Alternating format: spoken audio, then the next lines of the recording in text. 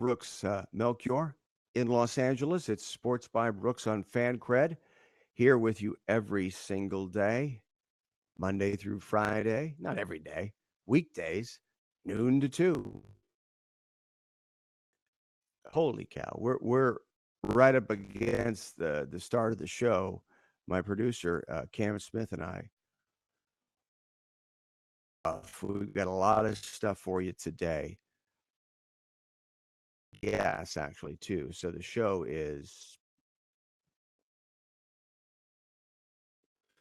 it's like you're at the airport, but doesn't suck on the show because we've got amazing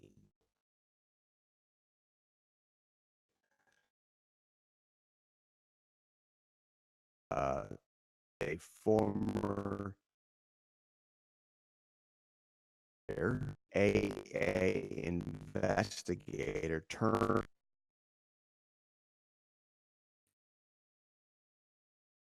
actually down the ends a while ago. I wrote a big story on Sports by Brooks about him because the details of what happened in his situation at the time with the NCAA. This guy who's going to come on the show today, J. Brent Clark, go after the NCAA, and a little ultimately nothing happened. Who's it's writing this. See, I wrote a story Brooks probably 10 years ago. Experience and I had any chance to meet him or talk, done are so amazing. All Jim, this guy Clark,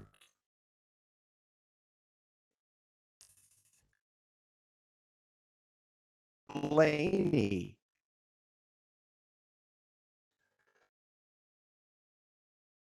these days, right? Um, with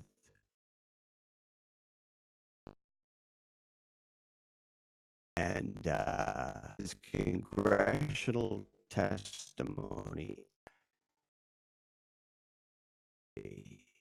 and the president of the now that I think about it, salute Jay Brand.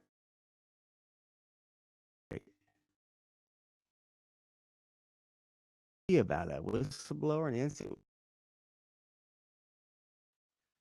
Now we'll get into it when we talk to him.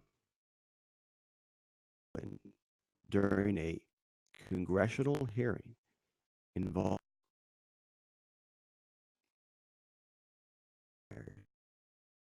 what was revealed.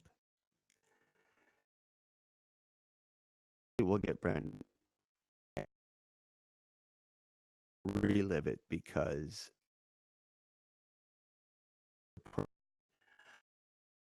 we've got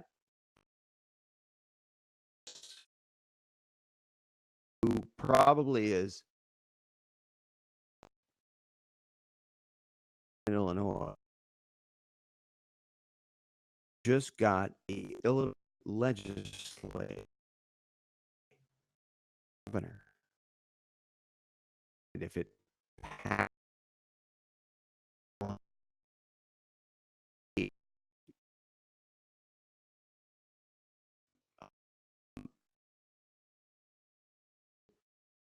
Illinois is the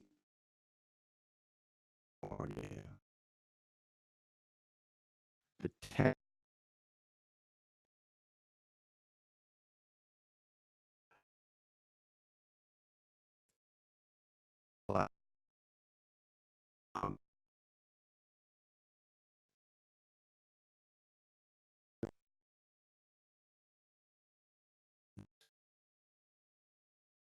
So he funny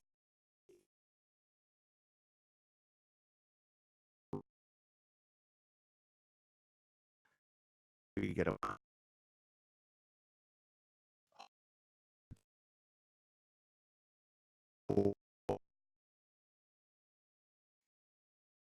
case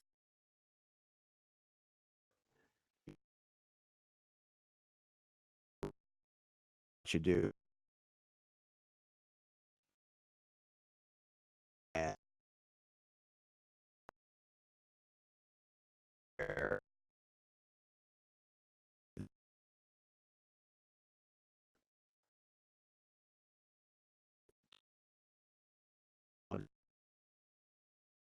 three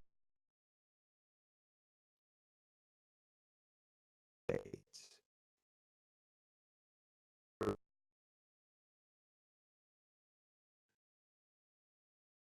mention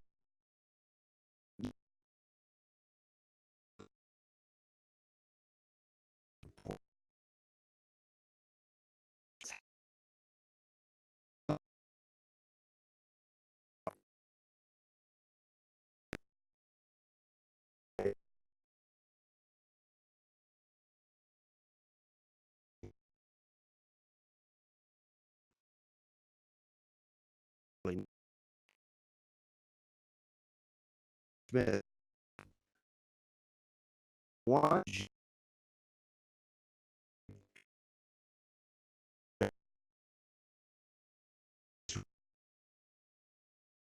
shit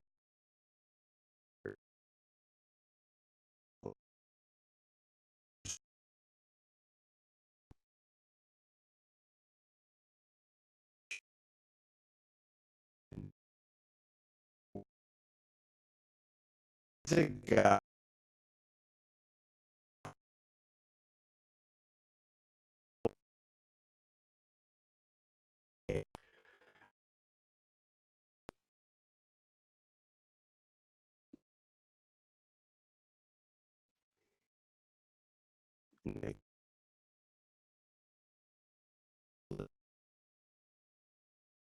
one of the guys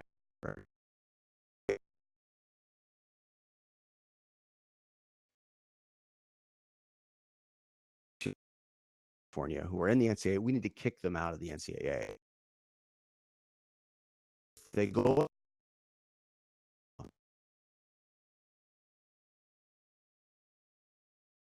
I'm not going to schedule Ohio State.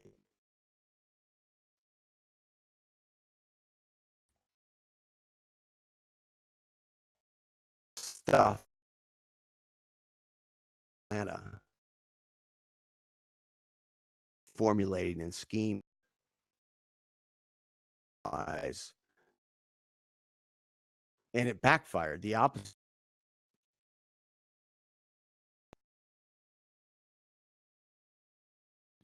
Confronting the ends right, represents of Illinois. In Illinois, the first vote in the House was yesterday.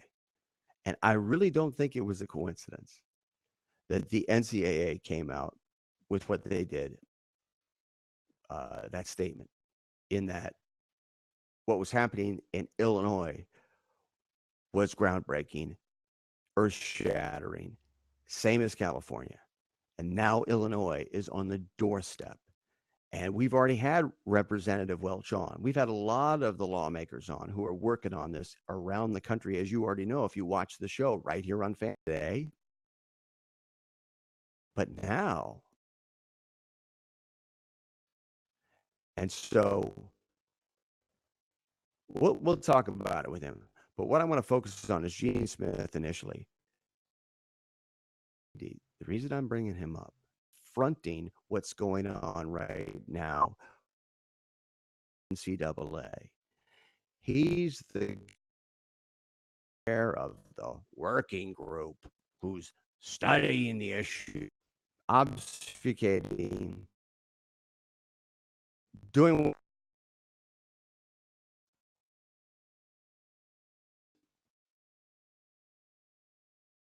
college football, those schools from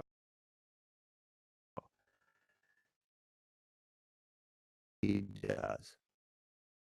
Who's the guy that, along with Mark Emmert, this whole that is the NCAA, and so is we're going to show the first clip you're going to see is it October.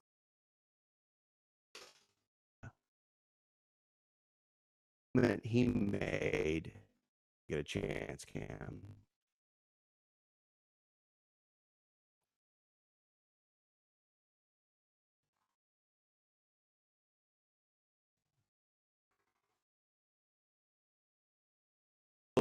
To the right now we've got Brent Clark, Oklahoma, one of my heroes. I don't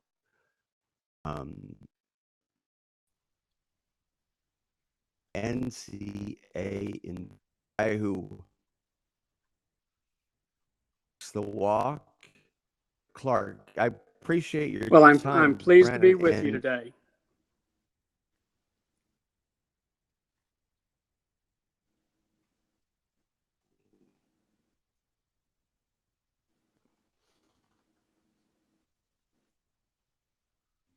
Do we have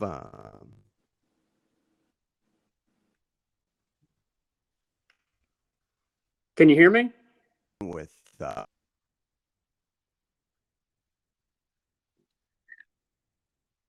video here. I'm hearing Brent for some reason. Let me check on this for a second. Okay, let me check.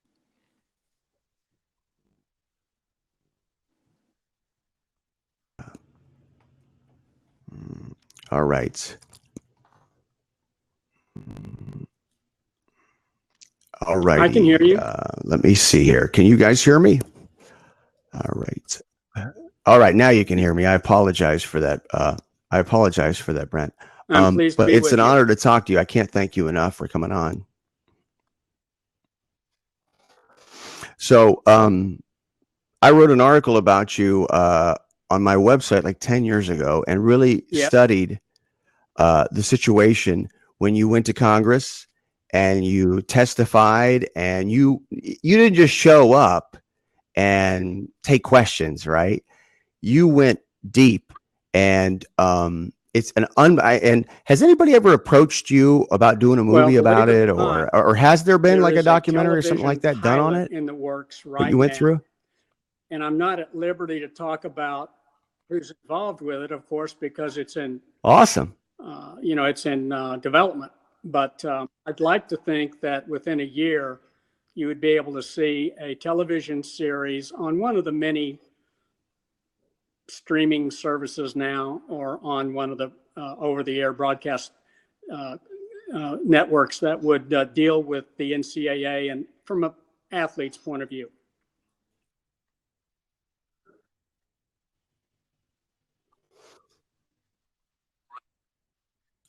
Man, at some point when I get a podcast, and I get a long form podcast, I want to have you on one of the first guests because you literally are, especially once you learn about this story. But can you just describe Congress and your background? Well, of course, I got the chance to join the enforcement staff at the NCAA right out of law school.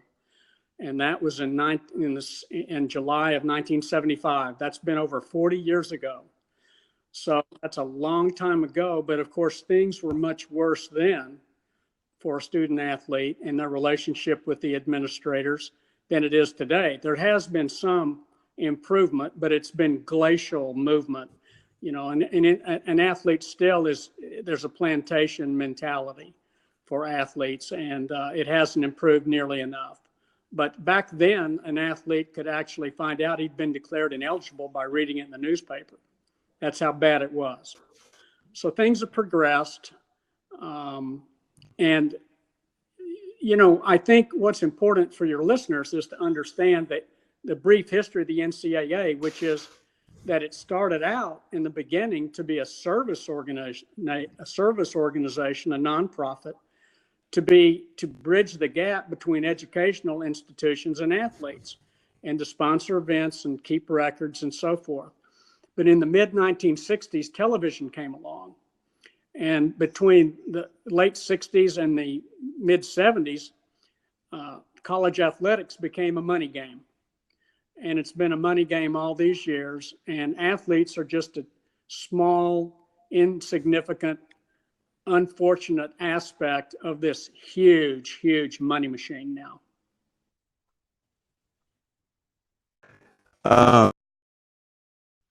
I see.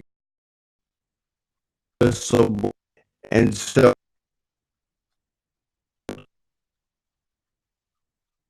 it,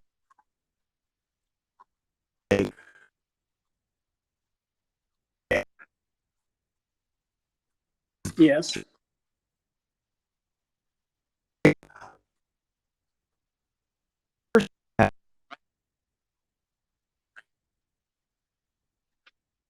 or your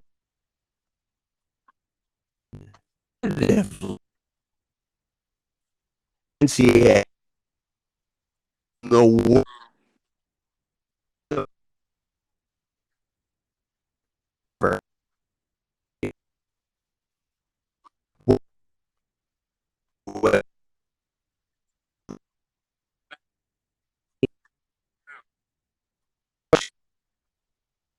Yes.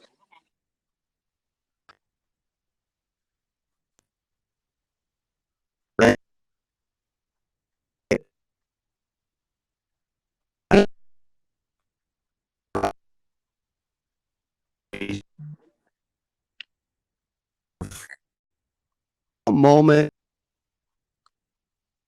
as I am function of.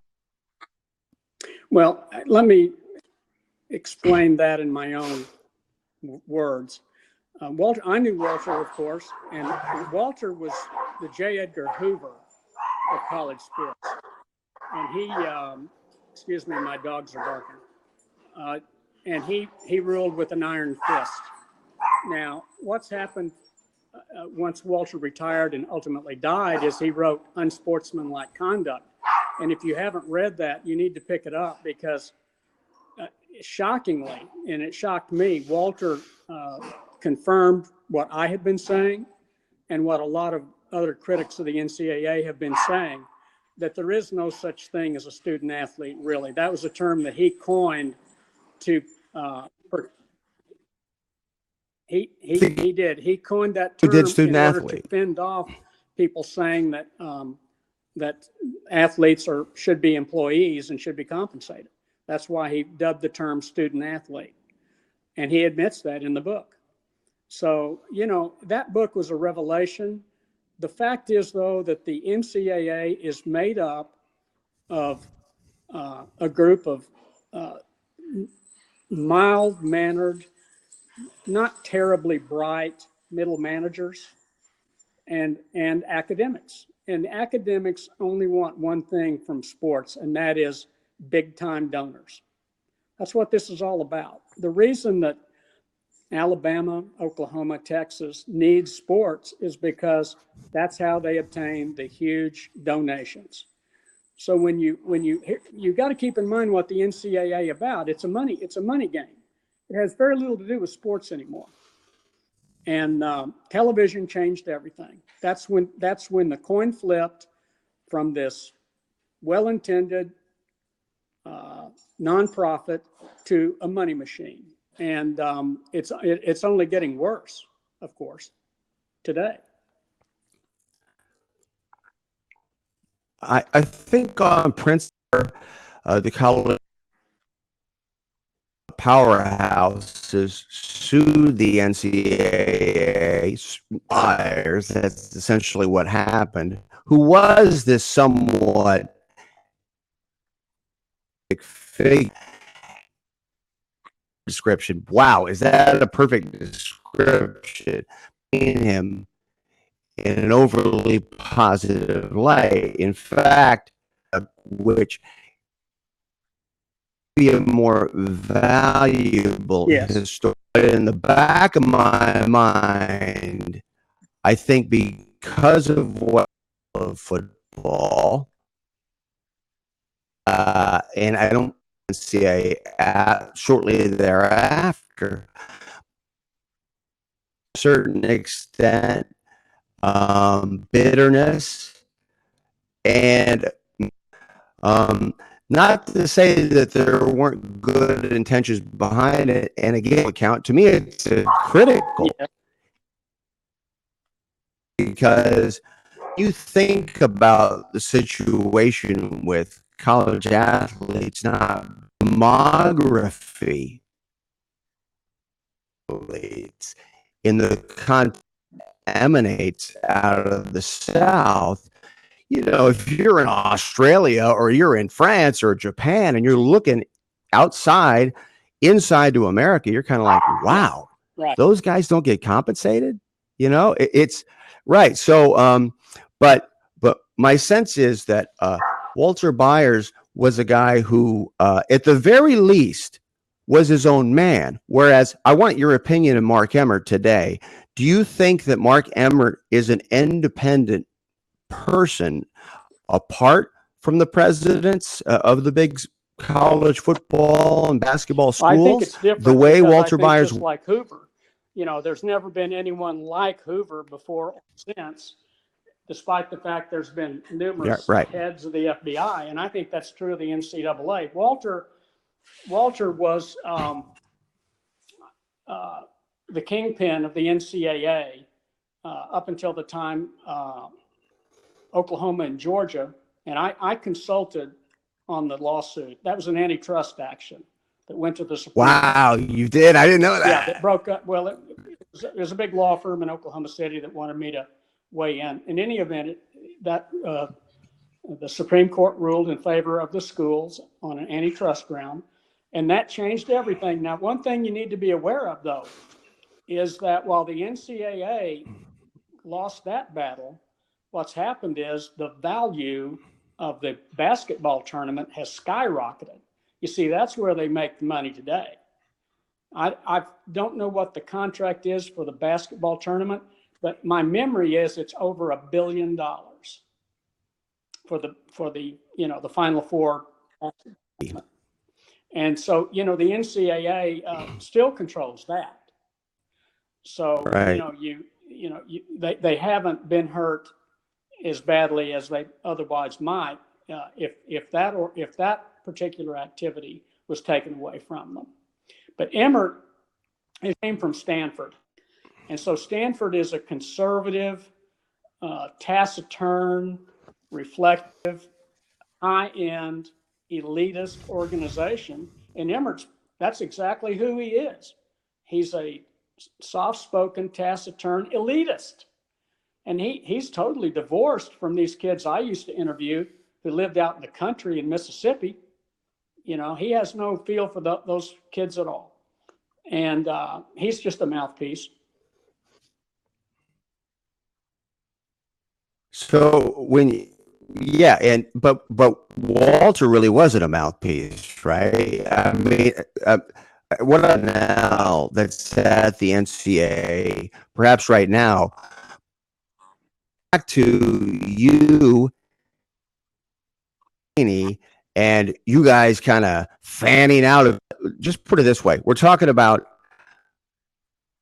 investigators tracking down NCAA violations, enforcing NCAA rules. My perception is that doesn't go on anymore. Has that changed? What you guys were doing, was it more aggressive? Was it more proactive than what we have today? Jim Delaney. Jim and I were very good friends and close friends while we were there. And the reason for that, we were both lawyers. That's not the case with the other 4 or 5 that were hired at the same time. And I think Jim and I had some sensitivity about what we were seeing going on about due process. I mean, because there was none. There was no due process. And of course, that hinges on the NCAA's view that you have no right to participate in this. So as long as that was the case, then it couldn't be attacked on constitutional grounds. But things are moving in the opposite direction now, as we see. And God bless Jim Delaney. He's a wealthy man today because he is a bright guy and he's made a ton of money, mostly because of the television contract that the Big has. You know that's how he makes his big bucks, and he's Yeah. retiring now. So God bless him. He hung in there, but he played the game, unlike me, who became a renegade in 1970. Right, exactly. But I mean, if I would much rather be you, right? And I'm not saying that he's sitting there mulling his text right now. Just in watching him in public, and he used to have a little more exuberance. Have Well, of you course, I followed? follow him, but of course, it would be inappropriate for us to communicate. There's tension there because, but it wouldn't surprise me at all if Jim is unhappy with what he sees today and what has happened to the administration of college athletics. Jim had no money when he came to the NCAA. He was poor as a church mouse. And he had played, he was the sixth man for Dean Smith at North Carolina. But by then, he'd already been married and divorced. So he had very little money. And so he's got to be conflicted about what what his career has done.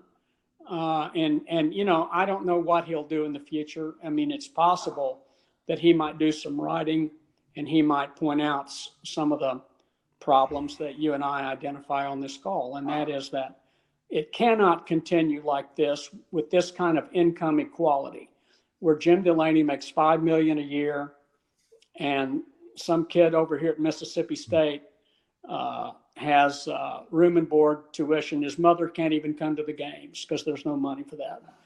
There's just fundamental things that he's got to feel like I do.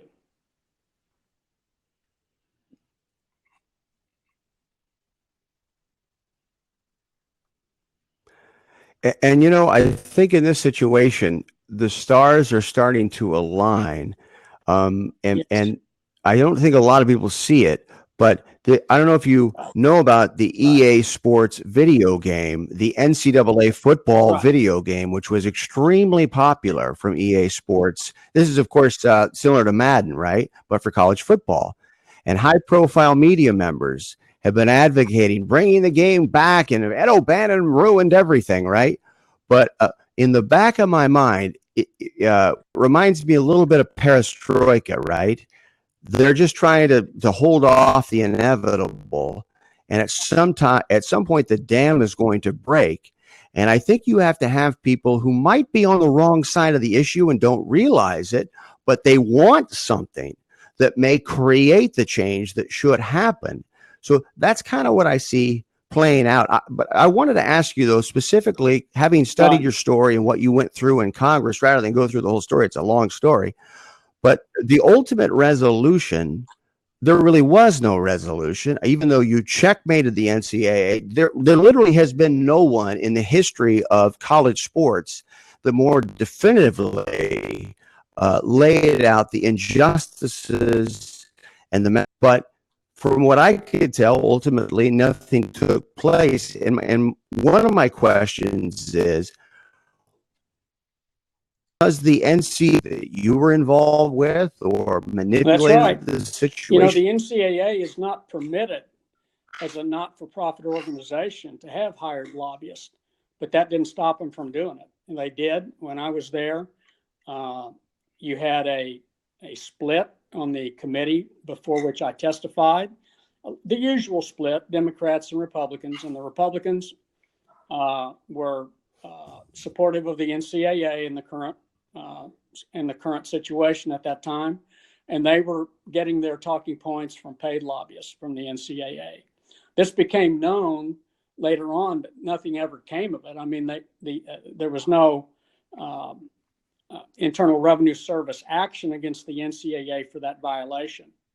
The one thing I would like to say is that for people that are perplexed about where we are today and where we're going, they don't want to make it too complicated. People right now don't understand how it would work if athletes were compensated. The fact is, you need to put sports aside and look at it as a labor management issue. If it's a labor management issue, look at the history of how very large labor unions came to be and how there's classification of work, and you get compensated and based on your classification of work. And that's the way a labor union works, and that's the way we need to think about college athletics, that you are compensated based upon your classification of work. And it means that some people are going to make more and some people are going to make less than you, but that's okay because it's going to be fair, just like working for a labor union. And it's not, so there, it's really not that difficult to imagine 5 years, 10 years from now, where athletes are getting paid for the work that they do.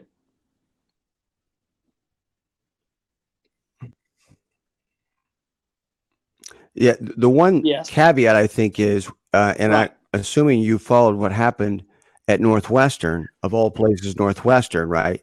We've got student employee unions at state schools all over the country. States have in their university systems student employee unions at those universities. So if you're working at a cafeteria at UCLA and you're a student and you slip and fall, your health care is guaranteed.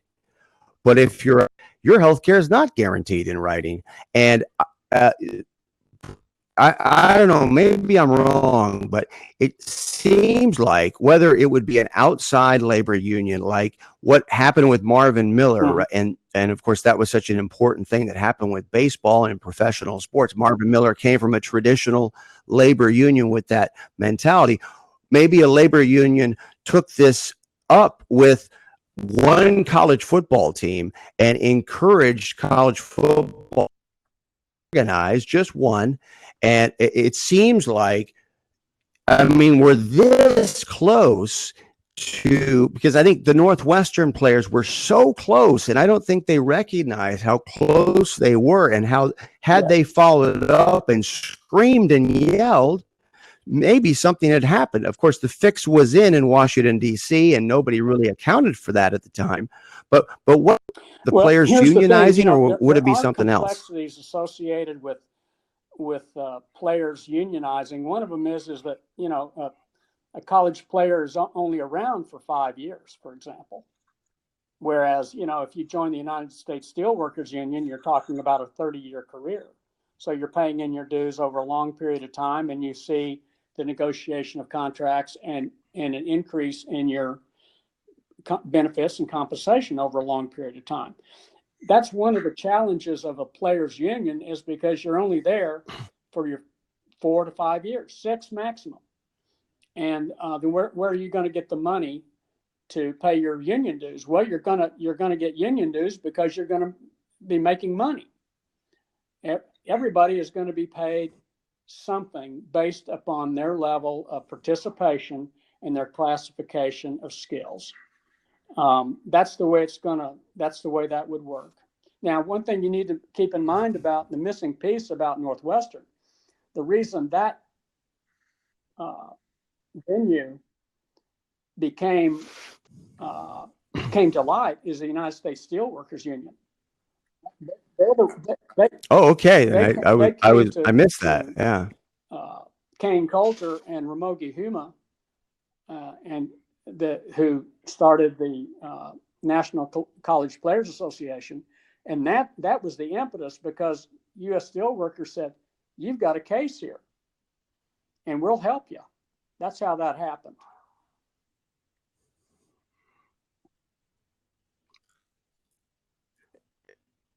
You know, but part of me is thinking, you know, and Ramogi, of course, went to UCLA. And, you know, whether it's UCLA or any public school where you had a university system that already had a state employee union at the universities, it would have been, you know, and you can't always pick that situation. But my God, I mean, there's a couple of dozen states that fit that category that's worth mentioning is not only are those players only there for 5 years, but the coach, despite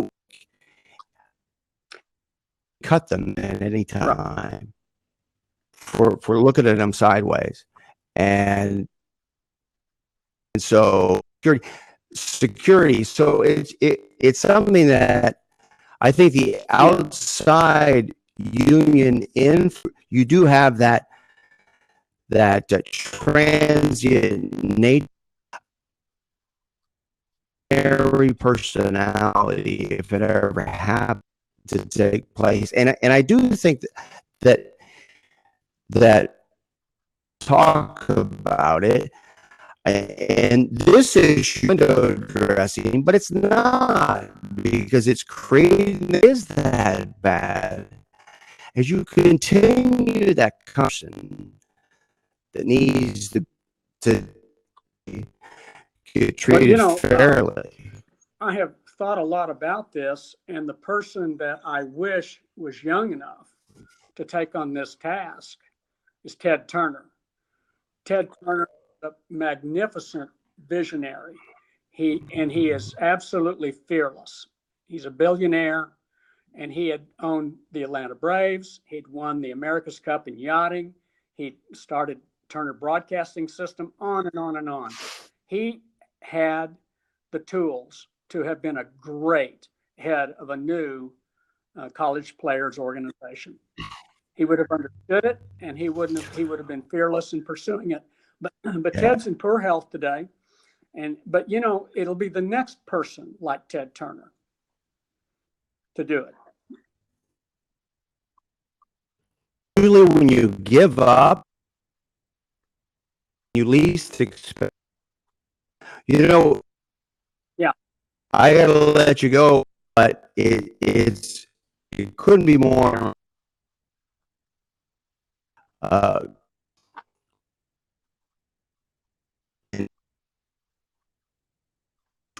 Way. Yeah.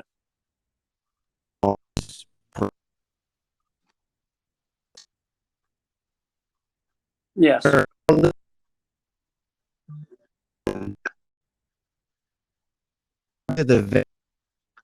Well, that's fantastic. I wish him well, and it's been a pleasure.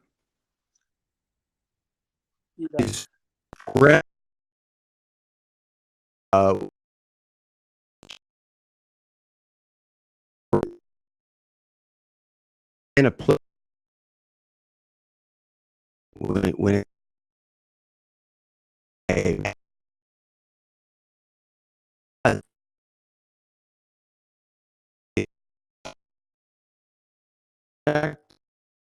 for perhaps what he was involved.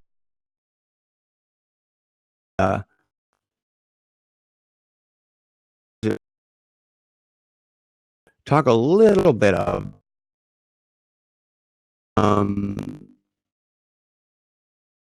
if you're just joining us,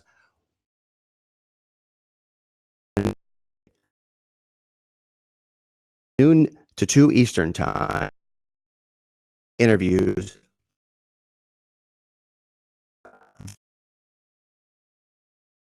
and to it before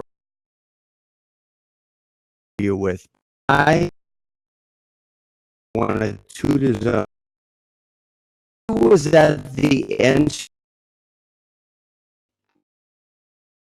Prince Jim Delaney going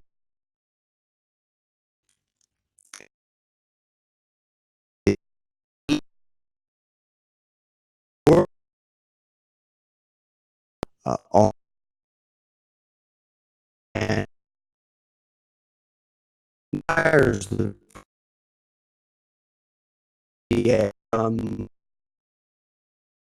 police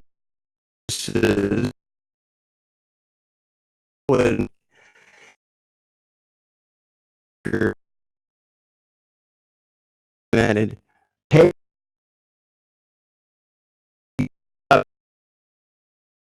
just look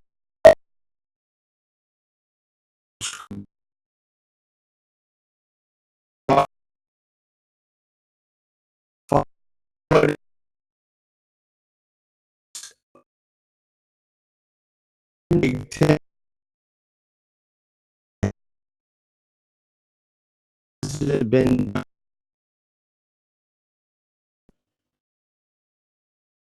a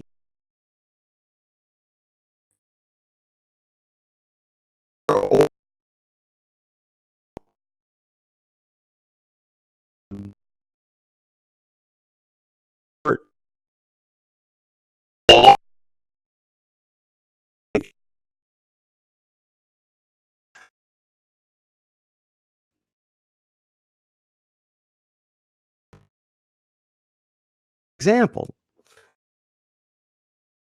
Things Congress was, Jim Delaney, and they grilled him over television.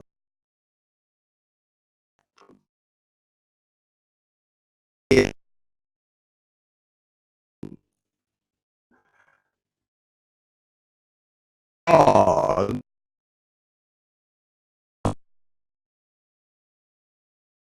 they're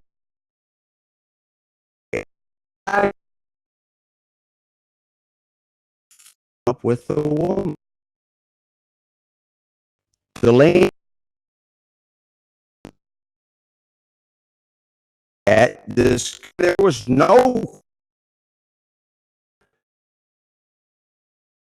Walter Bottle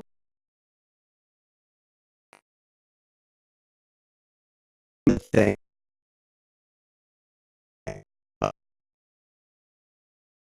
Or assassination change.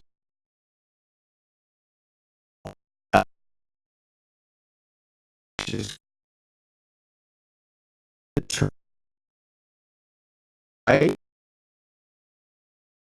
Politician. Apparently, the NC people.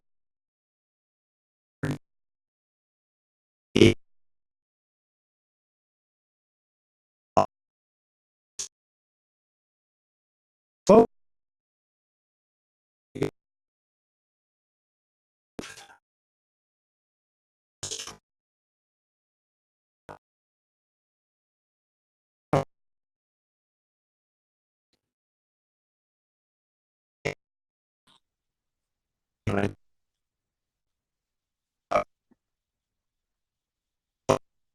Hey, my pleasure, Brooks. Happy to be back on.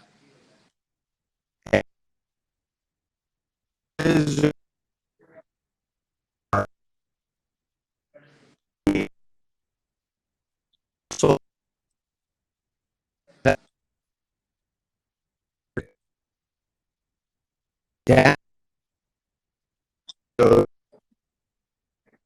talk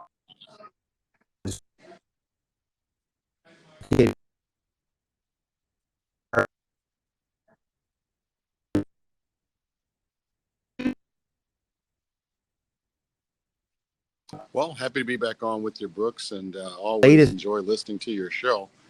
As I told you when I was on in early October, that the Illinois General Assembly was convening for our veto session, which started this week, October 28th, and we passed House Bill 3904 out of the Illinois House of Representatives this week, and it is already in the Senate. And when we return from a week break, we'll be back on November 12th.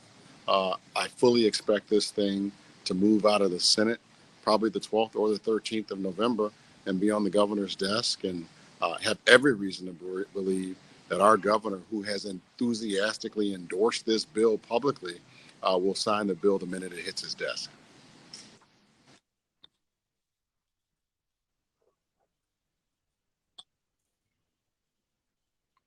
last time, it didn't feel like there was a mushroom cloud waiting to happen, but now it looks like it's starting. I don't want to jinx it, but it has weeks that has been a game changer, or have you always been on this Well, steady? it's just also about timing.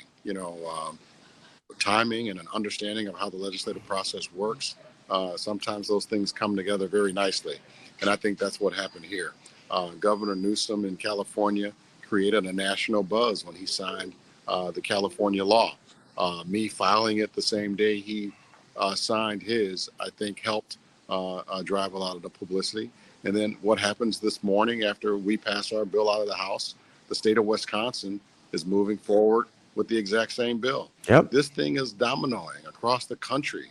And the NCAA blinked. And the fact that they blink is a sign to everyone that this day is coming. Advocacy matters, Brooks, and what we're doing is working, and let's continue it. This is long overdue. These kids have been exploited for far too long, and hey, let's get this done. Yeah. Represent yeah. The bill is identical to California. I made one very, very slight tweak to it at the governor's insistence. We put in a sentence that any agents hired by the kids have to be registered before our Illinois Department of Professional Regulations. That's just a layer of protection for the students to make sure these agents are proper people to be doing business with. But other than that, substantively, the bill is identical to California.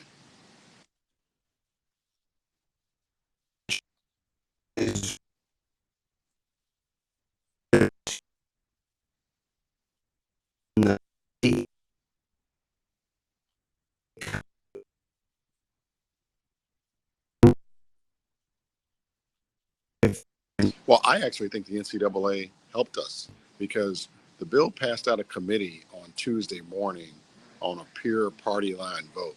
9 Democrats to 6 Republicans, pure party line vote. I couldn't break the Republicans in the state. And then 3 hours later, the NCAA pulls the PR stunt that they pulled and basically released nothing substantive. A lot of my Republican colleagues reached out to me after that and said this was an admission that this is good policy. And so when we called the bill for a vote 24 hours later on the House floor, a lot of those people who had voted no in committee were now yes votes, and we picked up a number of their colleagues. And we had 16 Republicans in the state of Illinois join 70 Democrats, and this thing passed overwhelmingly, 86 to 25, and that's veto proof.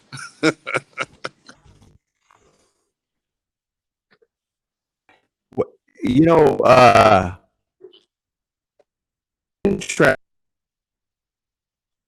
there were one statement saying it's okay for you to do that, but we don't have any mechanism or framework in place, and we don't really know how it's concluded.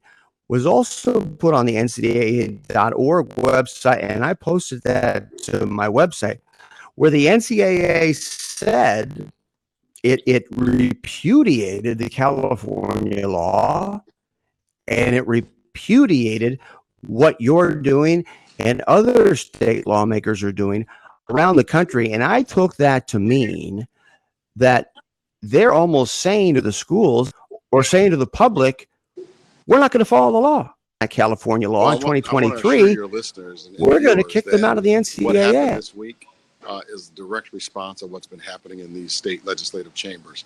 And do know the NCAA is fully aware of the powers of these states. And if they were to take us to court, these laws would be held up and constitutionally. And so we've got their attention. They're going to do the right thing. We just need everyone to stay vocal, continue with this advocacy. Let's get every state across this country to pass this legislation. And NCAA is going to come to their knees. It's long overdue. Now, do you think that the NCAA now, I mean, I do think that this is in my mind going to play out. It goes into the law. I think Florida, it may happen there. I think it may happen in other states. right? And so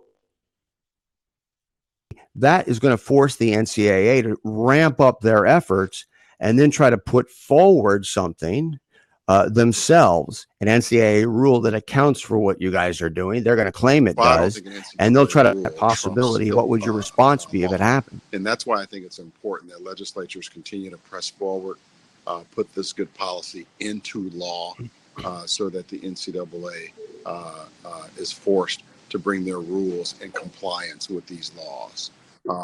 And do know that they're going to do that because there's just too much money out there for them to lose. This is $1 billion industry that they've built on the backs of amateur athletes, and they're not going to want to lose California and Illinois and Florida and New York and New Jersey and Wisconsin. This thing is snowballed, and we need the legislatures to continue to pass these laws so that it'll force the NCAA to pass a rule that has teeth in it.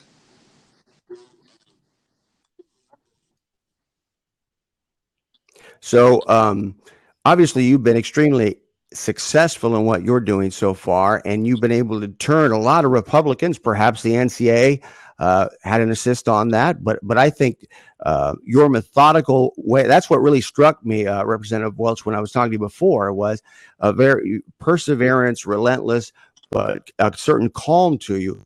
Can you take us a little bit behind the scenes? And so when you're going to advocate whoever it is in what you're doing in your job, and I think this is talking to somebody or in their own mind, what do you say to Well, when people you're trying in to your influence business people when you're to trying? believe in a position that you believe in, you got to be relentless. You don't take no for an answer. The day that I filed the legislation began a campaign. That campaign was to get people to say yes to House Bill 3904, the Student Athlete Endorsement Act in Illinois. That includes going on shows like yours and getting the word out and educating people on it, using social media, and basically taking up meetings with people.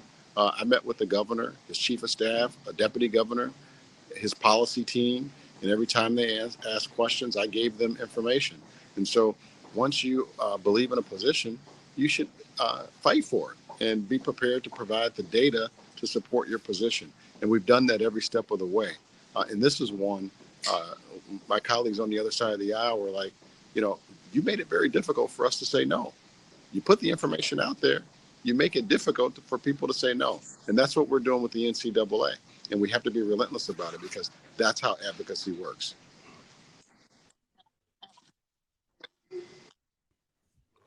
And it's easy to say this, but I can't think of in our society today an example of institutional injustice. I mean, literally, when you think about how high profile college football is and college baseball, I mean, where's all that money? Where's it going? It goes into Georgia's $170 million recruiting facility.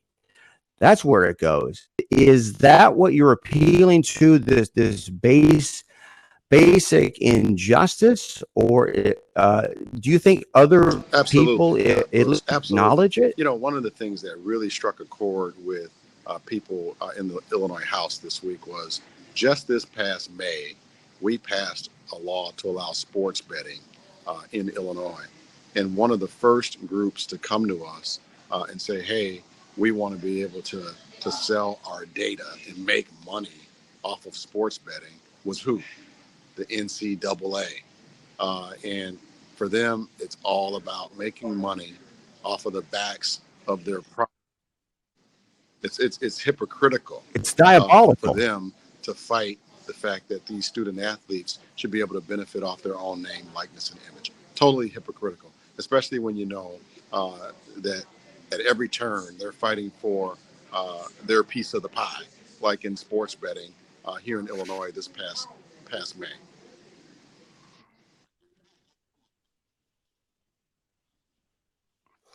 Well, I can't thank you enough. And obviously, we're going to be following this very closely. Wish you nothing but the best. And if there's anything I can do or we can do to help you out, please let us know. Good luck with this thing. We'll be tracking it. But let's keep up our advocacy work and keep fighting.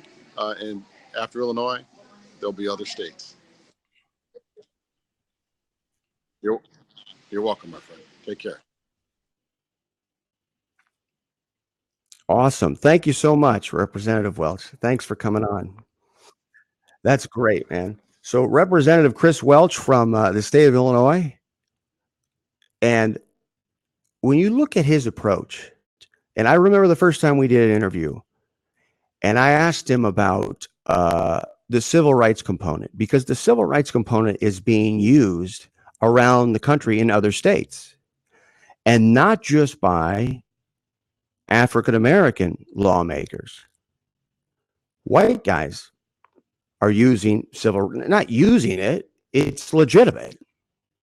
But when I brought that up to him, he wasn't all that enthusiastic about it. And why should he be this? That's applicable to everybody. And it is a monumental, profound, and so endemic that people don't, if they don't understand that.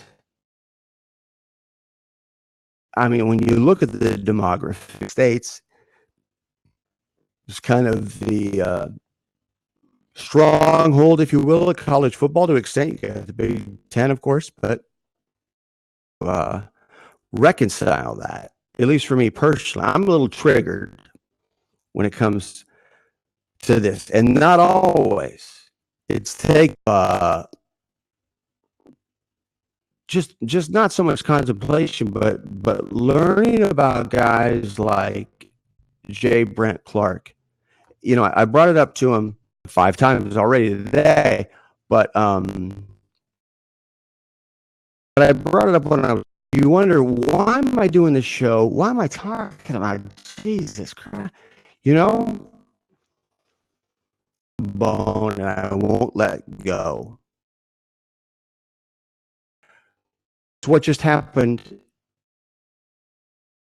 because Representative Welch, the governor wasn't coming around. He wasn't signing off. He wasn't endorsing.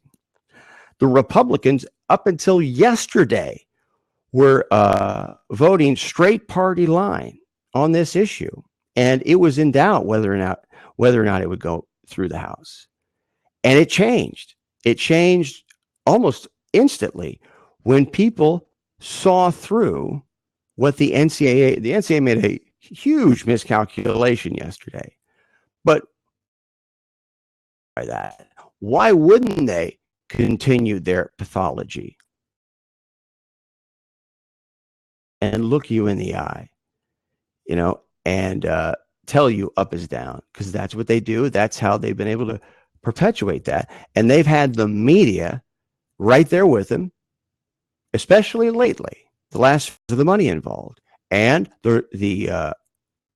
listen, what is it? Outside the Lines, that weekday show, Outside the Lines on ESPN. All right. That show has been airing weekdays since 2003, and they're taking it off the air. They're taking it off the air and moving it to the weekends. So, and Cam, that's fine. Cam Smith, our producer, whatever you want to do in terms of our scheduling, it's all good. But there was a time when I was on the wrong side of this issue and see it like this. And the J. Brent Clark story that I learned about, when he checkmated everybody, he checkmated the NCAA in the most profound way, in Congress, in front of everybody. And it was reported at the time, and that nothing took place and nothing ever happened. It's definitive. Nothing's going to happen. The situation right now reminds me of when you study history. That's why studying history, but not just right, subject that interests you, that right now, EA Sports thing popping up. People who compensated the monstrous injustice of it, but they want that EA Sports game, the NCAA football. Look at some of the biggest things that have ever happened just in the United States. Or right, there's always of interest in their self-interest to protect movement.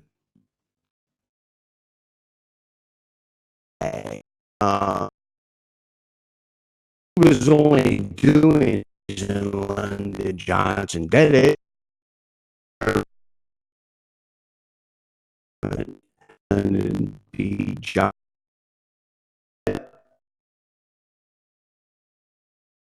studied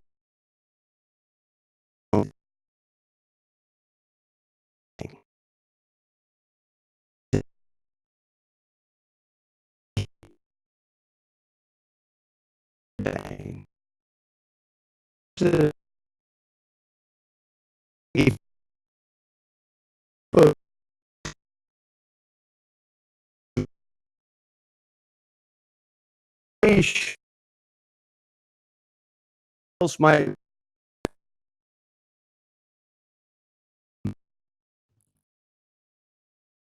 do it.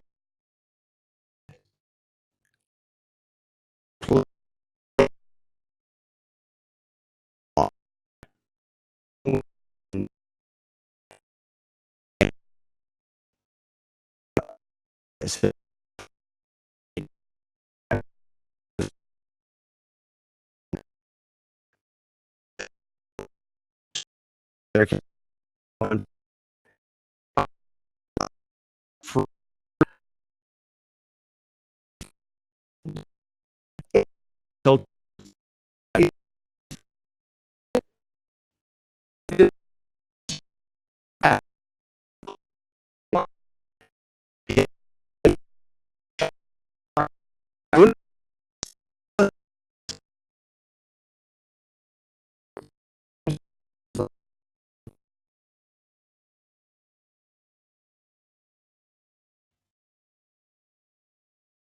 be a little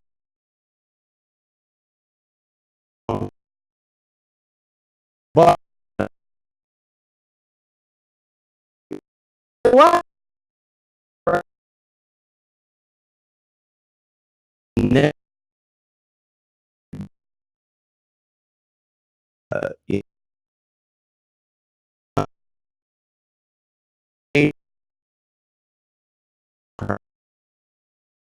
you may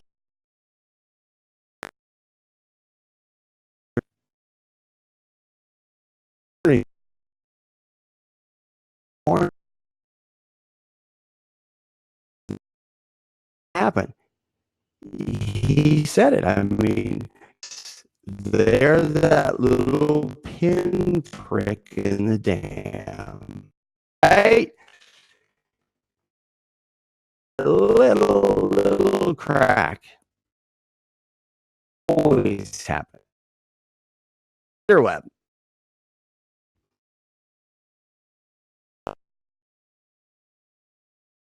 Oh, and we're going to be having some guests. A lot of show you move of it, but we're going to move some of it to tomorrow because when you're talking about the other states, up until this week, nothing was going on. Not really. And all of a sudden, I'm watching newscasts in Wisconsin interviewing lawmakers there. Talking about it, they're serious. A Nebraska woman who's a state representative, she's introducing a bill in the Nebraska legislature. That's football country. If there's any football country out there, it's Nebraska and Lincoln. And she's on Facebook today calling out the NCAA for its gaslighting yesterday, right? I mean, I must be dreaming. And now, I mean, so, and of course, Darren Heitner, and he helped to write that bill in Florida. We've had him on. We're going to have him on again. We need to get Chip LaMarca on. The governor has endorsed that bill. And I thought to myself, you know, up until Illinois, up until what Chris Welch has done, a little dubious about Florida too. That's the way it always is, right? Well, somebody's already done it, California. That got it started, but now there's got to be some CA did yesterday. And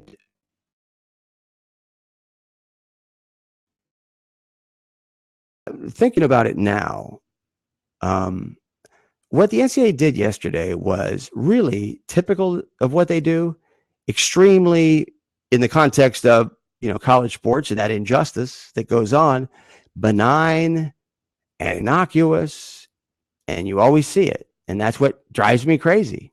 That's what triggers me. But now, drift to it. I mean, they've talked about it a lot on their talk shows. I've seen on Get Up and First Take. They've talked extremely forceful in his criticism. Is a really convenient. Been on ESPN, even football, more than any other sport.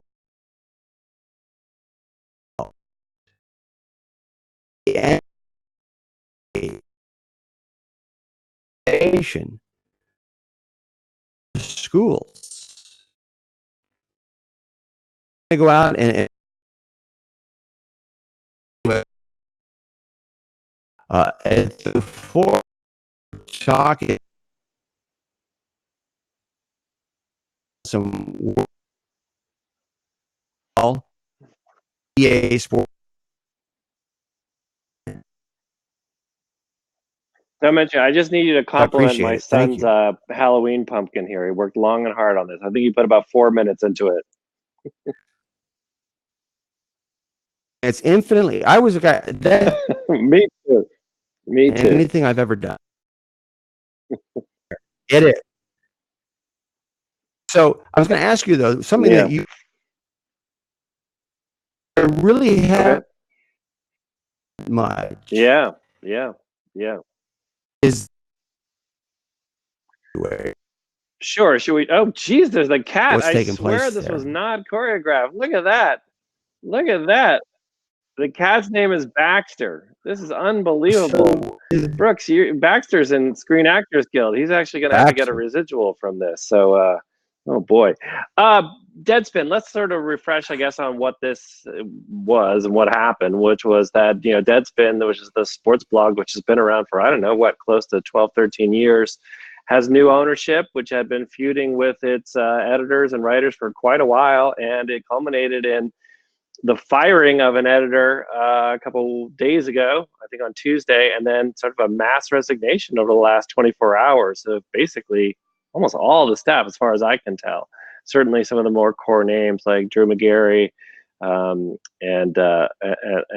Laura Wagner and Pat Redford, a whole bunch of people who are very talented. And, you know, look, as somebody who's in this business like you, the more the merrier. The more voices that you can have in the conversation, even if you don't agree with them, I support. You know, the print word is under siege in sports media. We are increasingly becoming, and this is not just a sports thing, but we are increasingly becoming a verbal video society, we say to each other as we're doing this here on Fancred. But there's very little, I mean, there's less and less sort of writing, and especially thoughtful writing about it. And I think you know, Deadspin at its best could do that sort of thing. They were all over the place. I don't mean to make them sound like they were Newsweek or Foreign Policy or something like that. They did a lot of crazy, irreverent, sometimes crude stuff. But I think that they were an interesting and important and unbeholden voice in that landscape. So for them to take this kind of body blow, I don't know how you bounce back from this. And I hope these folks get, land on their feet, because a lot of them are very talented and deserve to be heard from.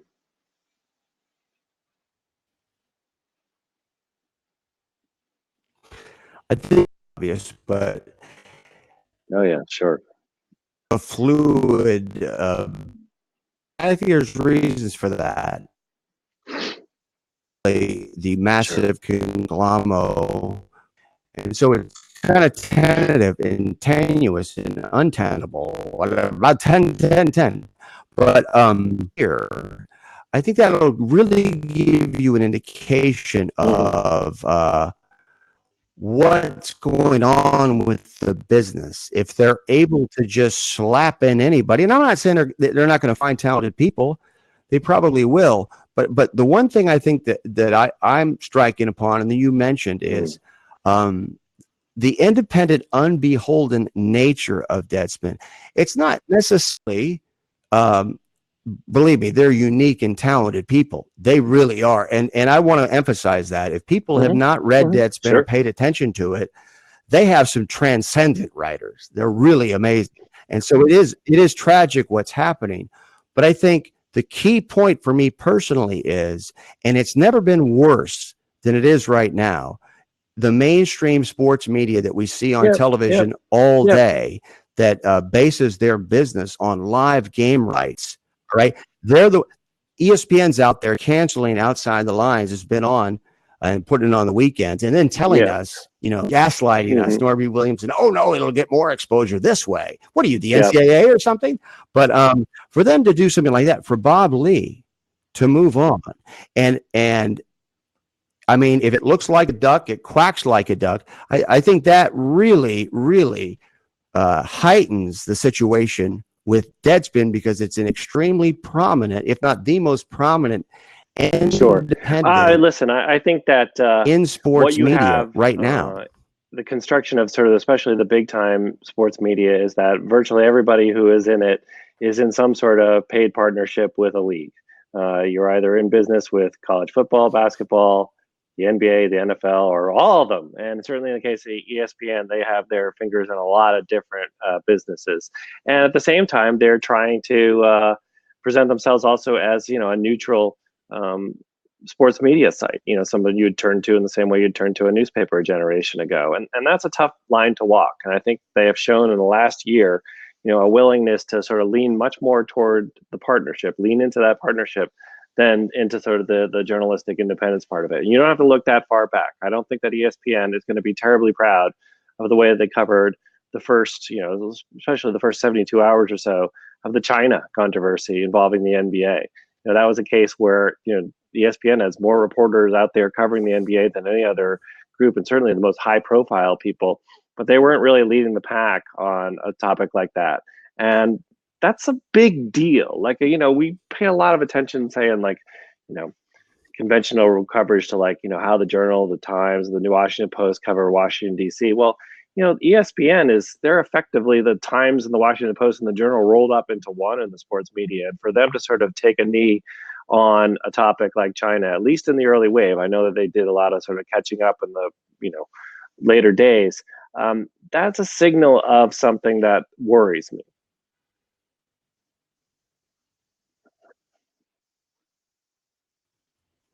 We're visiting with Jason Gay of the Wall Street Journal, and I want to ask you something about Jimmy Pitaro and Bob Iger.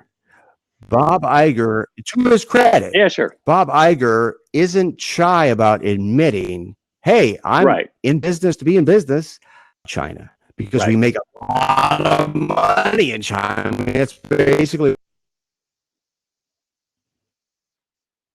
but because it has this strategic agreement, and of course, it's the streaming broadcaster. All of that NBA content, all of those games are streamed in through Tencent, and Tencent has a very Chinese the government right now. I mean, it's been documented that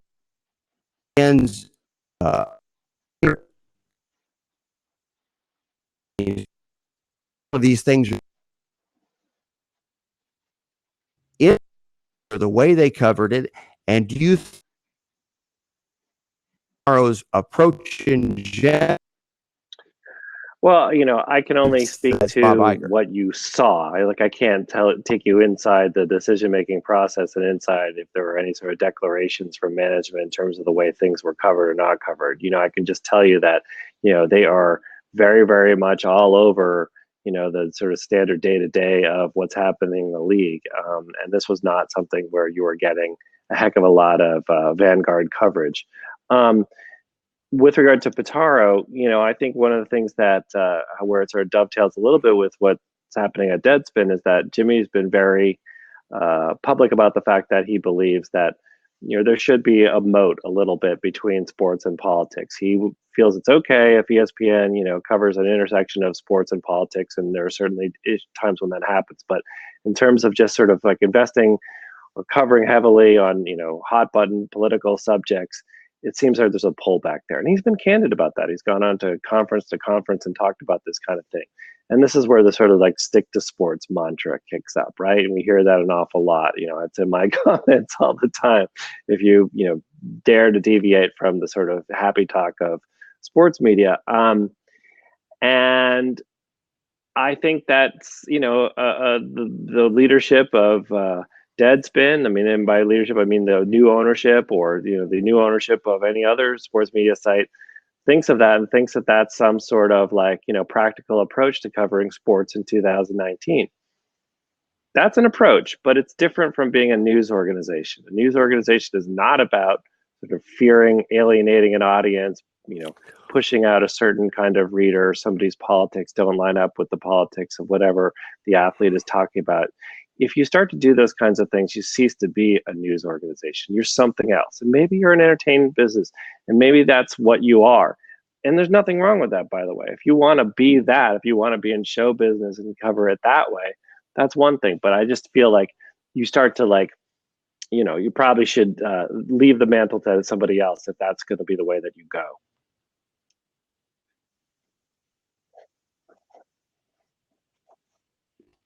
Visited with Jason Gay of the Wall Street Journal. Nice enough to jump on here on a moment's notice. I can't thank you enough. And so I want to ask you, before I let you go, about the situation playing out with college sports, the NCAA. I know you've been covering it. And what are your thoughts about that? And what are your thoughts about EA Sports and the possibility of the unintended consequences of some of the people that might not be advocates for college athletes getting compensated? It's a funny thing, to have that game. So the NCAA maybe that will Tuesday, move I believe, the cause forward. Made public its willingness to explore future options with regard to name, image, and likeness. It didn't give any sort of concrete policy, set no sort of like dateline for any of this stuff, but it basically says like, okay, California, our bluff is called. We got to get into this and sort it out. I think what is funny about the reaction, as you pointed out, was that, there was a little bit of like, yes, finally, athletes are given the right that virtually everybody else on campus, or literally everybody else on campus, is given to sort of have another job and make money off of your name, image, and likeness. It's literally something that everybody besides an athlete has had until this point. But a good chunk of the public was also like, yes, EA football and basketball, let's bring it back. Yeah.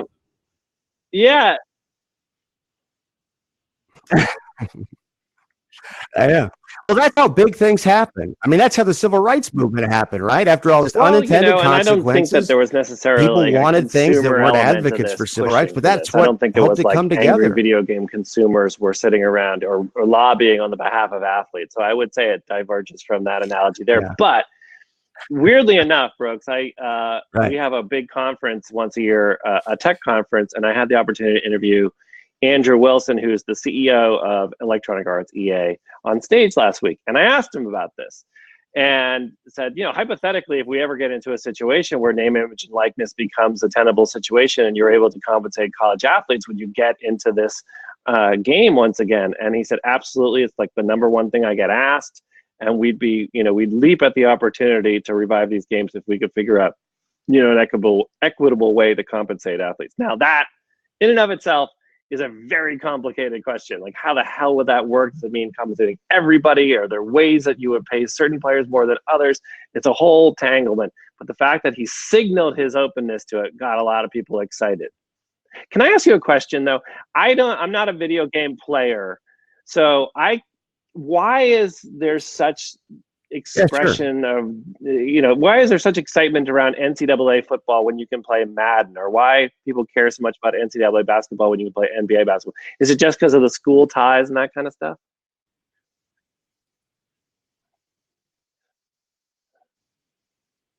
Yeah, I think it's the ability to identify with the schools, and I think the best answer to it is, I believe, college football. I mean, college football is ESPN's business model. Ad revenue drives the revenue, or Major League Baseball. If I'm not public mover, look at the South. Look at the lack of being. Sure. There's this huge identification. That's what makes it so ironic that nobody talks about college football. I was asking more from a standpoint of gameplay. Like, if you're just a video gaming nerd, if you're watching, why you're excited about NCAA college football when Madden's right there for you. Is there something about the nature of the way those games work that made people excited? I don't know. People are definitely nostalgic for it, Brooks. When we wrote about this stuff the other day, I could not believe the reaction. People were acting like it was Christmas morning.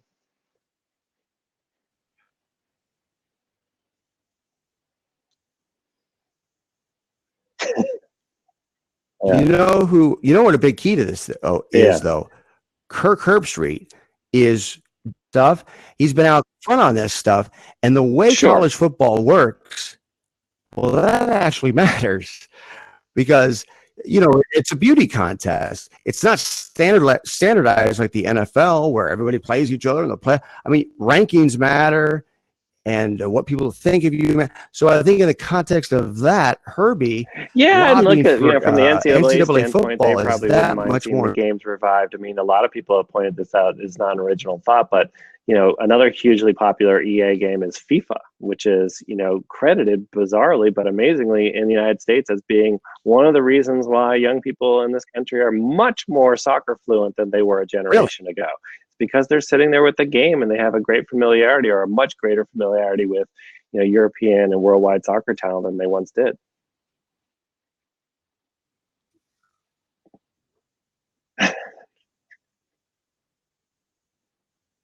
Really happy to have I appreciate you come Happy on Halloween. Notice, what are you going to drink? What is your candy? What's your go-to candy, Brooks?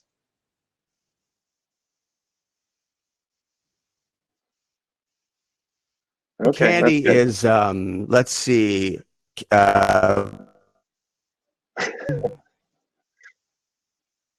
it's like McDonald's. You can't have it. You have it like once every 3 months. Great, but what's our go-to? I can only have that once in a while. I'm not a candy person. I have one child who is I don't have kids. Sworn off of chocolate. And one child who only eats chocolate. So right now that cuts down on the wars quite a bit.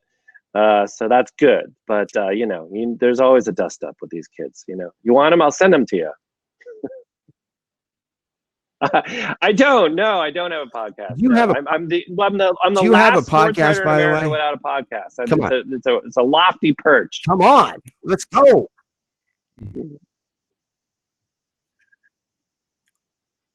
I appreciate Dude, that. Thank you, mean, Brooks. you need one. But right, if I ever get a long form podcast, you're going to be one of the first people I call. So mark it down. Thank you. Take care, Jason. That's Jason Gay of the Wall Street Journal, and we want to bring in Therese Paylor, NFL reporter, insider, of course, Yahoo Sports, and Charles Robinson works with Charles Robinson, does a podcast with him, extremely popular. And Therese is the vanguard of reporting in the NFL. Therese, I can't thank you enough, man, for coming on, your patience with us today. Thank you so much. I'm doing great. And so, boy, we just got out of the trade deadline, and I had to have somebody on who's in the know. And I was wondering, who do you think out there among the NFL teams that necessarily didn't?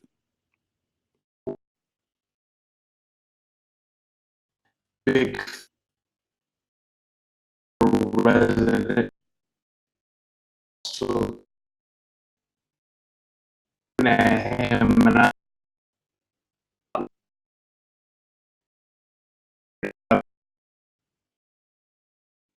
second line back in the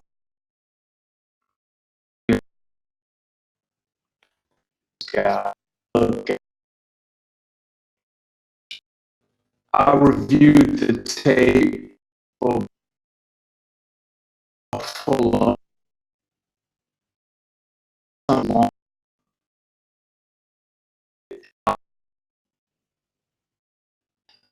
bags.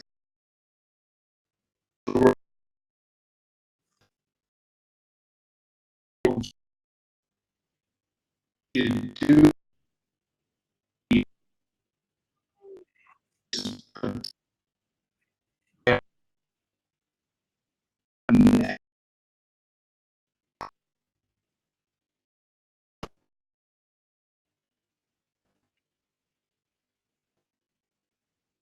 guys.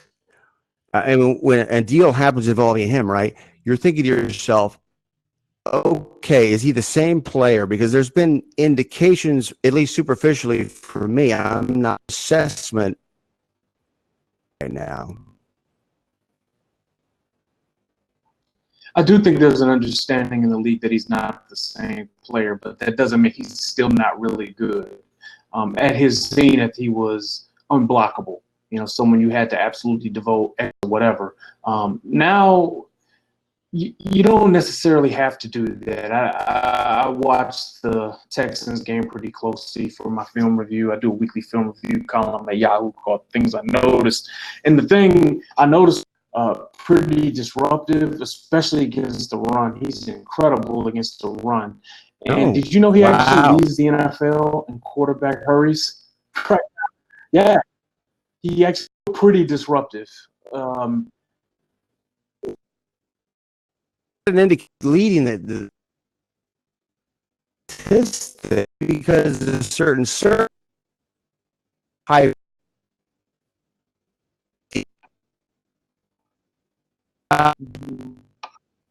Yeah, like the general template for who he is still there, which is like hard worker, tough to block, outstanding run defender, really stop it.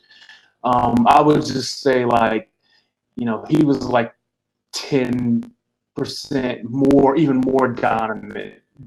Just saying a lot because he's 30 right now. You know, he turns 31 next year. So he's still a really good player. Like, there's no harm in that. I mean, feel like much better than most of their contemporaries. But when you think of J.J. Watt, you're going to turn on this.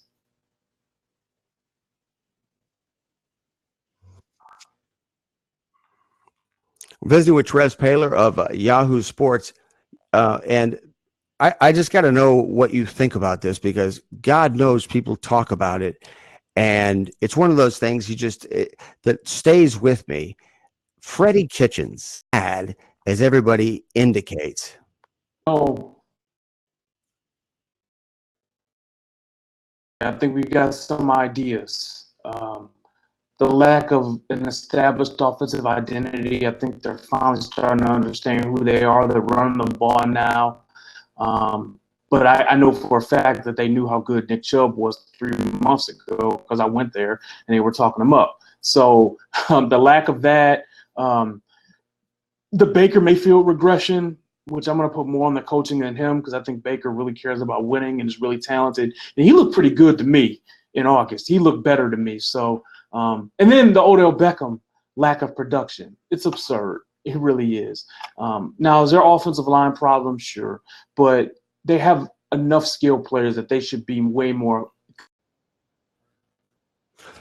When I see what Andy Reid is, but is Andy Reid a savant? Is he an outlier? I mean, like in the way that Bill Belichick is, in that he can do that and make it look easy and other coaches can't do what he did with Matt Moore? Or, you know, was Matt Moore a good player? And guy. Is that your read on that?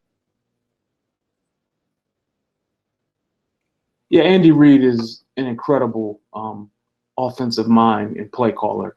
I covered him for 6 years before I became a senior writer at Yahoo as a Chiefs beat writer at the Kansas City Star. And over again, I saw him consistently out-scheme opponents, scheme up first reads for Alex Smith, consistently do that, and coach Alex Smith into being a better, more dynamic football player. And then you saw with Patrick Mahomes, a player that can get to that third and fourth read easily and make ridiculous throws, really how brilliant Andy's offense really is. So, he has his warts. People talk about the game management, all that, but kind of on its surface, as a play caller, as a quarterback developer, Andy Reid is elite. Yeah, he is. And basis is somewhat similar. Now, Andy Reid hasn't gone on one of a bunch of Super Bowls, but Bill Belichick. Mm-hmm. And so, and this is a theory. I got to run. This is the first time you've been on, so I got to run all my little my pet theories by you. But my theory with the Patriots is, yeah, Bill Belichick's a great coach, but you're talking about a league, the Lions and the Browns, and have never been to the Super Bowl. You look at the AFC East, everybody knows what a horrible division it is and has been for a long time. So do you think that Belichick, how much of it is Belichick has been in the right place at the I think he would have been incredible no matter what division you put him in. Did he get some breaks along the way? Like, sure, but the overall competency of Belichick, the attention to detail is stuff that projects no matter where you would have put him. Like, he learned a lot of things from his first Cleveland stint, and everything that he's instilled about, how to run a football team, it projects well. It's just hard to do. And most people, A, don't have his football mind or experience, or B, don't have the discipline to do the things that he does. It is about attention to detail, all of it. And he makes sure his assistants are operating on that same wavelength. So you get the experience he has. It's all, I like to make a joke. I heard you talking about video games a little bit earlier. He's like the real life equivalent of the maxed out Madden coach. He's got every single upgrade available, every single trait available. It's an easy version of football just because he's playing with house money already and he knows what he's doing, and the competency level is just through the roof. When I look at Tom Brady and you're trying to figure out, it's like Freddie Kitchens. You're trying to figure it very different, but in some ways it's similar. What the hell's going on? Because you're hearing all of these things, but especially in the case of Brady, I don't know. It's almost as if Brady's convinced himself. He's a positive guy. He's there with Alex Guerrero. He has that mindset. As I go back to the Netflix thing where he's telling us, oh, no. It wasn't meant to be that way. Well, wait a minute, Tom. But when I look at that situation, I want to ask you about the moves that Belichick makes and has made over the years. Because as you're trying to figure out why Brady might want to leave, do you think that Belichick has not made moves with Brady in mind? That means, and the offense this year compared to the defense, there's no comparison. The offensive line right now, blah. The running game, blah. This is Tom Brady. Shouldn't we make that a priority in our moves? Is there a perception you think perhaps from Brady that over the years Belichick has not made putting people around him to help him a priority? I think maybe you could have said that a decade ago, before they acquired Randy Moss. Remember that year they lost in the AFC Championship with 0 receivers. But in recent years, what he's done is actually build correctly around Brady. Brady's 40 years old. He shouldn't be dropping back to throw 40 times a game. Because the older a quarterback gets and the more hits he's been exposed to throughout his career, the more his eye level drops. Right. And you can kind of see it when you get to Brady, he changes who he is. It changes who he is as a quarterback. It's natural when you're old enough. You had enough Steve Young, all these great quarterbacks out of the league. Eventually, you start not wanting to get hit. So what they've done is build this offense around sustainable things that work for him. Going to the running backs, which is an extension of the run game. And then just enough outside to stretch you vertically. It's actually the perfect way to build around an older. And then by saving it, you save him. And when you really, really need it, he can make some of those throws. So I actually think the way that they've done it is the best they're slinging it like the Chiefs. They definitely shouldn't do that. Yeah, right. I mean, man, and that's an outlier situation with another team. And I'm out here in Los Angeles, and a team I'm thinking about all the time. And I was saying from the beginning, and people were screaming at me, "What are you talking about? You're nuts!" But the Rams have shown flashes in and out. And Goff. Is there a chance that not only are they not what we thought they were, but as they've been perceived to be?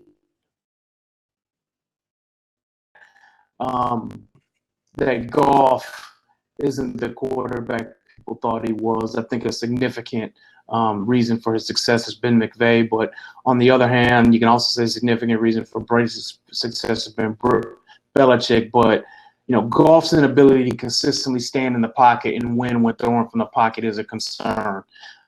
He's got the receivers. I even like his running backs, but the offensive line right now is a train wreck. Against quarterback line.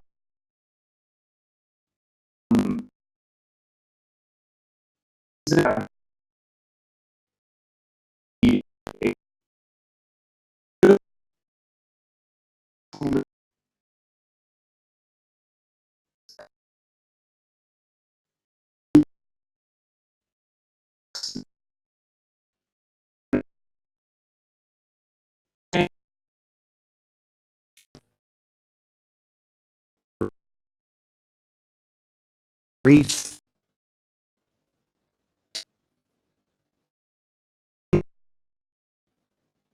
right. I think he's the NFL back would have just got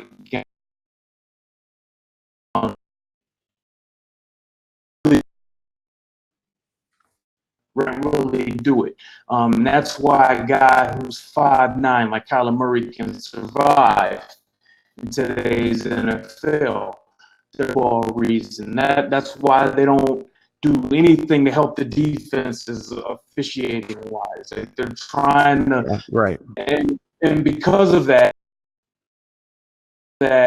a guy like him to be allowed and able to go. So I actually think he's an underrated passer. They think he sees the field. It's just a matter of working his way through the progressions and throwing with more accuracy. Winning quarterback, and I think he's got an MVP ceiling eventually too. Man, you look at his arm, and as a runner, I think when people talk about, oh, he's a running quarterback, it's quarterbacks that because they couldn't pass, but Lamar Jackson is like a transcendent. And my perception of it is he's not like with an arm that's unbelievable. Am I out of control in saying that his physics are not that much different? You could. They're different.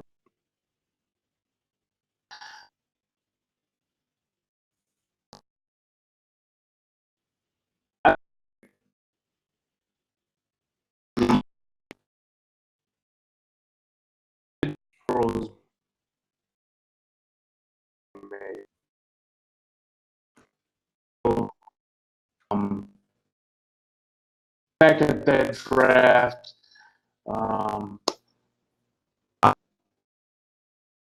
I have done this. It's like that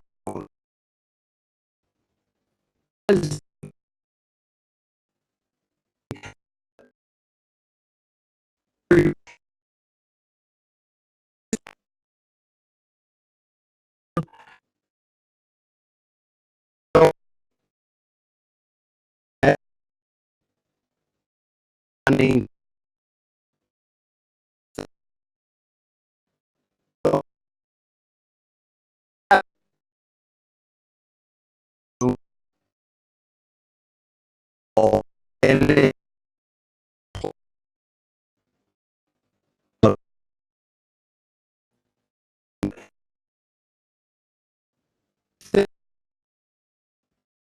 more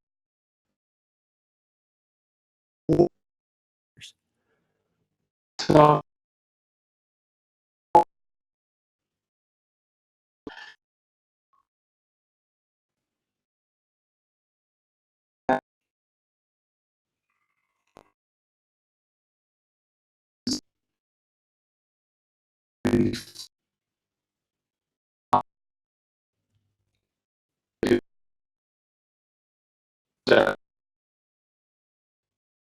for sure,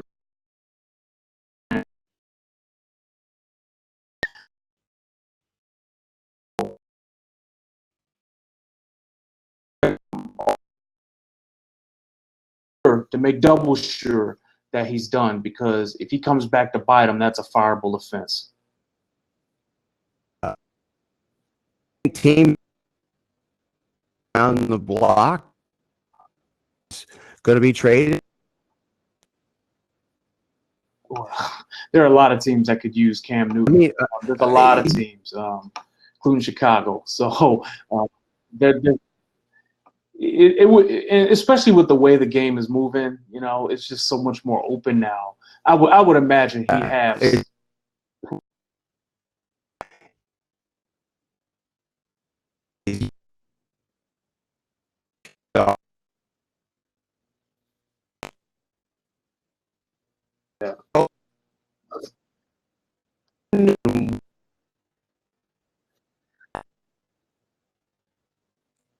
But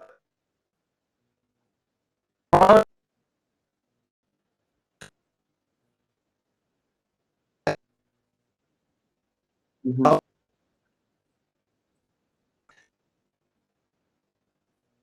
my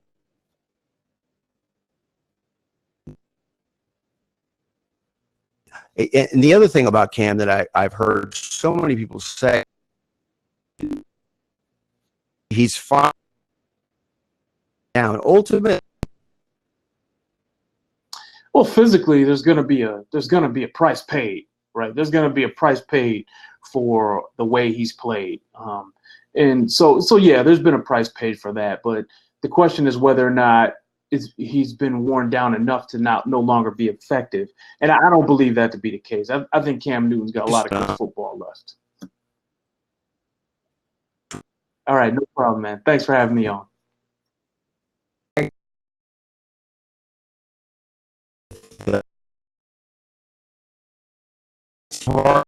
Robinson, and if you're not following those guys, I mean, game days, but throughout the week, you're not an NFL fan. You got to get on Twitter. There's certain people you have to follow. Burt Breer is one of them. Just off the top of my head, I mean, Mike Flory and Pro Football Talk, Trez Paylor, Charles Robinson, Adam Schefter, Ian Rappaport, Jason Lockenfarra. Let's see. I mean, there's a lot of guys out there, but he's definitely, in that elite group, and somebody who's in there, when you and I are at the beach or, shopping or whatever we're doing, that's all he does. And so I save those questions for guys like him. It's really a privilege to have those guys on. We've had Charles on a couple of times. But we miss Charles, by the way, in college football. We miss his investigative reporting. And you can see in college football in the last 5 years, nothing has happened NCAA-wise, and it's not coincidence. I tweeted this yesterday, and I've done this research. In 114 years that the NCAA has been in existence, there's never been an NCAA violation scandal that was initiated by an employee of a school that was involved. Never. Like an in-house whistleblower.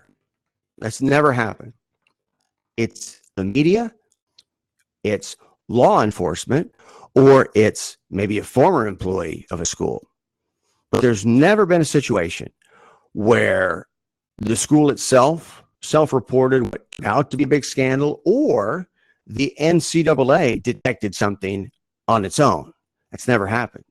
And of course, the NCAA doesn't have any personnel for that. They don't enforce the rules.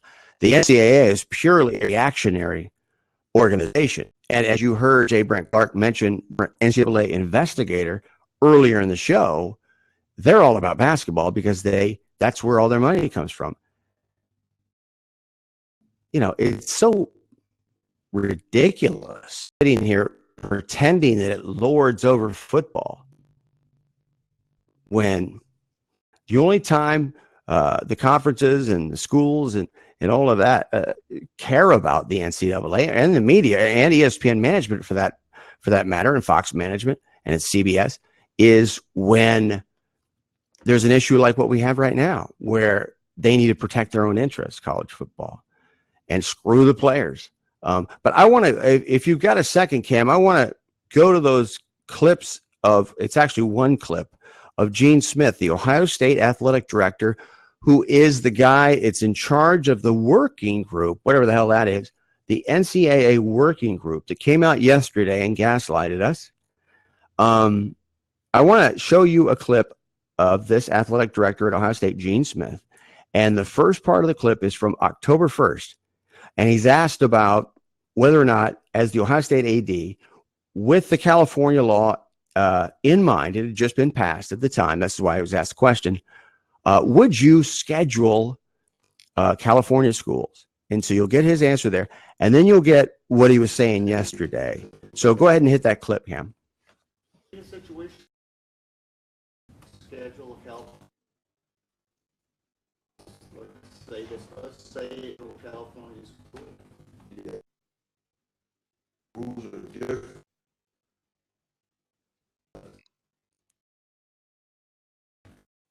School.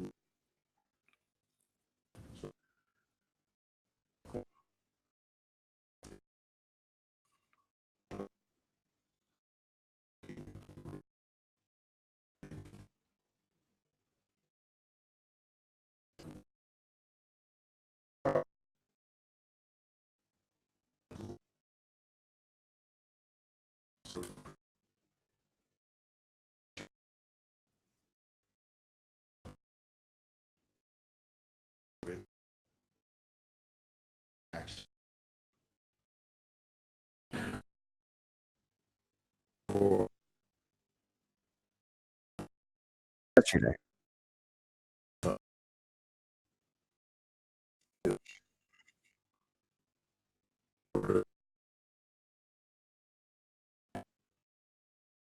Right.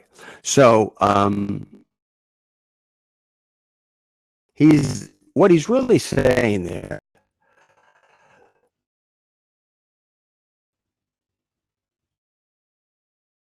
Brooks on Fancred, by the way, with our producer Cam Smith. Where I live, the laws passed. The officials in Sacramento, right? Laws. College football or college basketball or college athletics don't apply. They're above.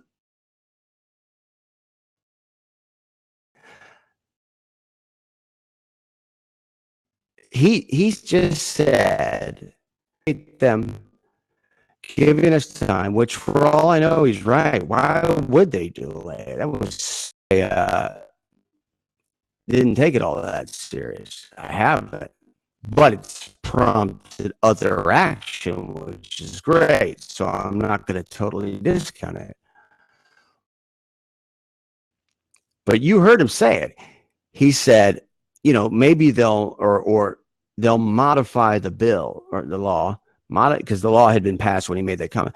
They'll modify the law based on what the NCAA does. That's what they're counting on, right? First of all, think of where the NCAA is coming from, what their practices, and what prompted the California Assembly, here's the key, to unanimously pass that law in both houses of the California Assembly for a law. How many? 0. That one. And why is that? Because it is, as I said to, I think it was Representative Chris Welch from Illinois, this is the most prominent institutional injustice that's going on right now in the United States. And this is the stuff of, PhD, doctoral dissertations down the line. This is the stuff they're going to be teaching classes about when they're studying, the history of the American Empire in 200 years. These kinds of things. They're the kinds of things that we don't see ourselves. It's understandable we don't see them. Just think about the way this is playing out right now. It's not at the forefront of any coverage, at least sustained coverage, and it should be, because it's a sustained injustice. And I think nothing speaks to that more than what I brought up to J. Brent Clark. All it would take at one of these public institutions, like, they're going to unionize. That's it. And they're going to get a sponsor from an established union, steel workers, whatever it is, get assistance from them, which is available right now. Right? That's what prompted Northwestern. Place, right, at that school, because those exist.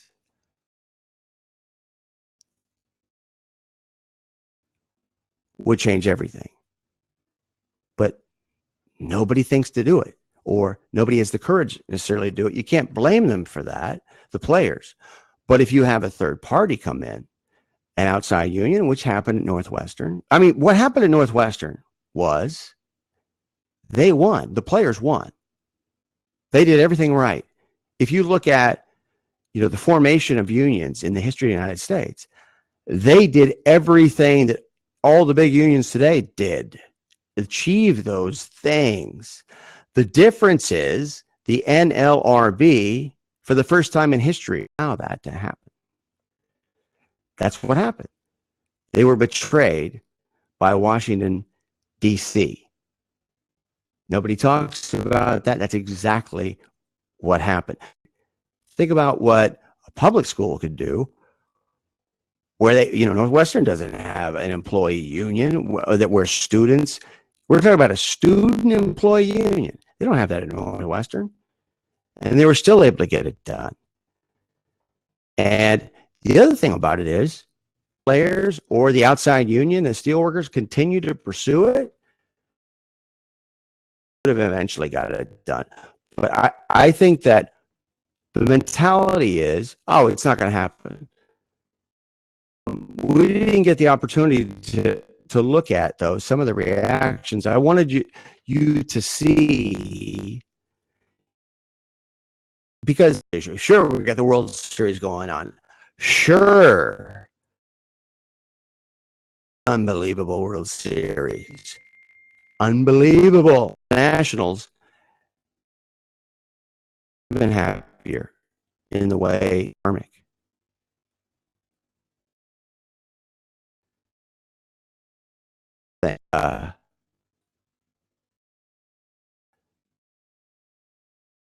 Talk about him. Mattress Mac. I got to talk. Cam, what are you going to talk about this after the show? This Mattress Mac guy. Purely a function of Darren Ravel. Darren Ravel, in doing what he did, stroke and publicity for. Darren was jetting around the country. To his credit, we might have to try to get for.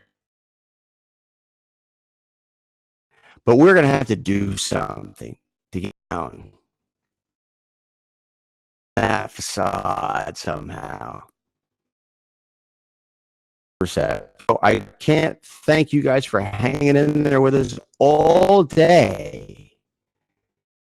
By our producer,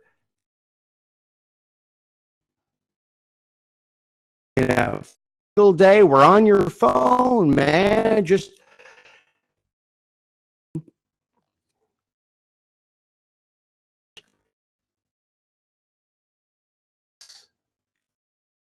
us, participate with us, interact, comment, jump on the communities. All right, right here on Fancred. So for Cam Smith, this is Brooks Melchior in Los Angeles saying so long. This has been Sports by Brooks on Fancred.